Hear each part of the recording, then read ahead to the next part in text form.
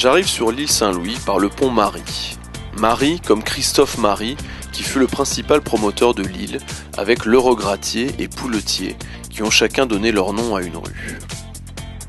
Côté sud, le pont de la Tournelle relie l'île Saint-Louis à la rive gauche.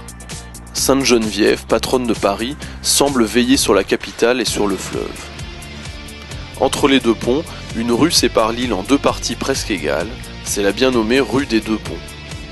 Contrairement à l'île de la Cité, dont l'urbanisation a évolué pendant 2000 ans, l'île Saint-Louis fut d'emblée bâtie selon un plan rationnel, avec des rues se coupant en angle droit.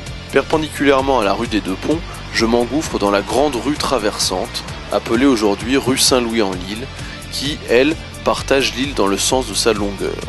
C'est sa véritable colonne vertébrale. C'est aussi sa rue la plus animée, avec ses restaurants, ses glaciers et ses commerces.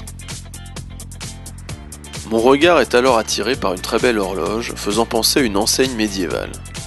Surprise, cette enseigne marque l'emplacement d'une église, tout simplement appelée église Saint-Louis-en-l'Île. Je continue ma promenade au nord-est de l'île Saint-Louis. En longeant le quai d'Anjou, on se rend compte que c'est l'orientation vers le fleuve, plus que sur la rue, qui faisait l'ostentation des demeures aristocratiques du XVIIe siècle. Balcons en fer forgé, portes cochères imposantes, bas-reliefs, ainsi que des éléments témoignant d'une tradition plus populaire. Les nombreuses plaques commémoratives nous montrent également que depuis son lotissement, l'île fut toujours prisée des artistes, des scientifiques, des politiques. Au bout du quai d'Anjou, on peut admirer l'hôtel Lambert, l'un des plus célèbres hôtels particuliers parisiens.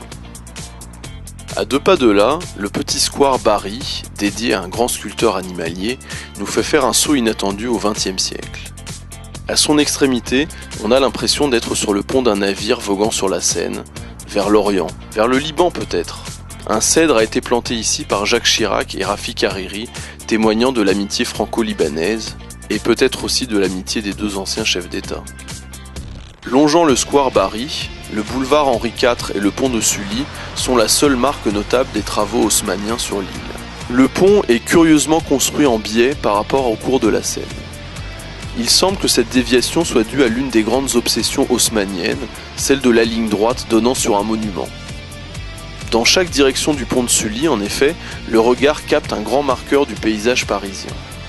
La coupole du Panthéon rive gauche, et la colonne de Juillet, place de la Bastille, rive droite. Je continue ma promenade par les quais de Béthune et d'Orléans. On retrouve côté sud la même qualité architecturale rencontrée sur les quais côté nord, avec en bonus la superbe vue sur le chevet de Notre-Dame.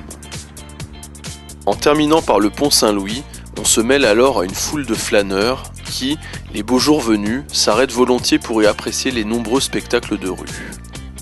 Cette partie de l'île, la mieux exposée au soleil de l'après-midi, est sans nul doute l'un des endroits les plus pittoresques de la capitale.